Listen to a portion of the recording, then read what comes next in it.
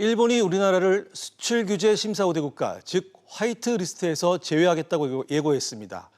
추가 규제를 막기 위해 정부는 세계무역기구 WTO에서 총력전을 펼치고 있는데요. 진행 사항부터 알아보겠습니다.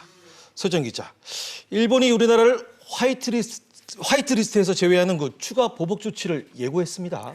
네, 그렇습니다. 지난 12일이죠. 네. 한일 실무자 첫 회의에서 일본은 한국을 화이트리스트 국가에서 빼겠다라고 선언을 했는데요. 네. 지난 24일까지 시행령 개정을 위한 의견 수렴 결과 찬성 의견이 압도적이었던 것으로 전해졌습니다. 우리의 국무회의격인 강요회의에서 최종 결정을 한 뒤에 21일간의 고시 기간을 거쳐서 8월 중하순쯤 시행에 들어갈 것으로 예상이 되는데요. 예. 1차로 반도체 이 세 가지 핵심 소재 규제에 이어서 1,100여 개가 넘는 품목이 수출 규제 심사 대상에 오르게 됩니다. 네. 이렇게 되면은 내수 의존도는 낮고 수출 수입 비중이 큰 국내 경제에는 상당한 타격이 우려되고 있습니다. 알겠습니다. 우리 정부는 화이트 리스트 국가에서 제외되면 일본을 WTO에 제소할 방침인데요. 자, 이한나 기자. 그러니까 앞서 열린 WTO 일반 이사회에서 일본의 수출 규제 부당함을 호소하는 여론전이 나섰는데 이게 어떤 의미가 있는 겁니까? 네, 일본이 우리나라를 화이트리스트에서 제외할 경우 일본을 WTO에 제소해 수출 규제 철회를 이끌어낼 계획인데요. 네. 그러기 위해선 일본의 수출 규제가 자유무역 원칙에 위배되고 세계 경제에도 타격을 줄 것이란 사실을 적극 알려서 국제사회의 지지를 이끌어내야 합니다. 네.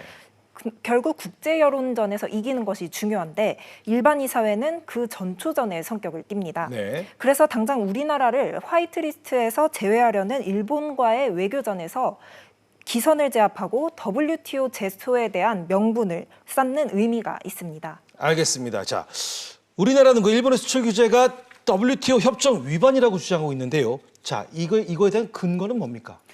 네, 이 한마디로 한국을 화이트리스트 국가에서 제외하는 것은 국제 규범에 어긋난다라는 건데요. 네. 무역 장벽을 실질적으로 감축하고 이 차별적 대우를 철폐하고자 하는 세계 무역기구 WTO의 관세와 무역에 관한 일반 협정, 이 가트의 원칙에 정면으로 위배된다는 겁니다. 네. 우리가 주장하는 근거인 가트 규정은 제1조 제1항 최혜국 대우 의무와 제11조 제1항 사실상의 수량 제한 금지 의무, 그리고 제10조 제3항 무역규칙의 일관적, 공평, 합리적 시행 의무 등인데요.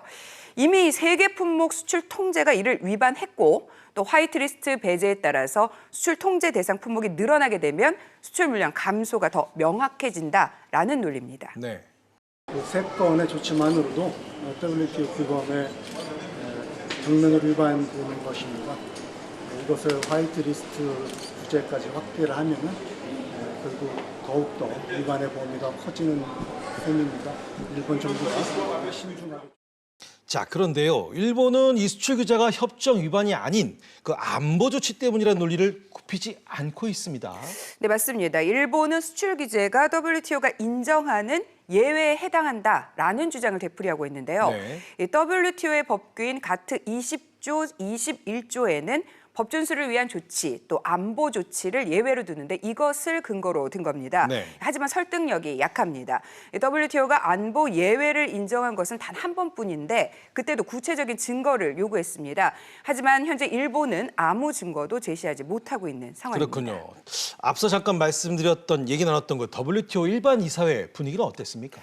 네, 우리 정부는 이 회원국들에게 일본이 반도체 세 가지 핵심 소재에 대한 수출 규제 조치를 취한 것이 WTO 규범 위반이고 안보와는 무관하다라고 강조를 했는데요. 네. 향후 이 제소까지 갔을 때를 감안해서 구체적인 위반 조항은 거론하지 않고 대화를 제안을 했습니다. 하지만 일본은 답을 하지 않았고 수출 규제는 일본의 안보 위협 때문이란 기존 입장을 되풀이한 것으로 알려졌습니다. 네.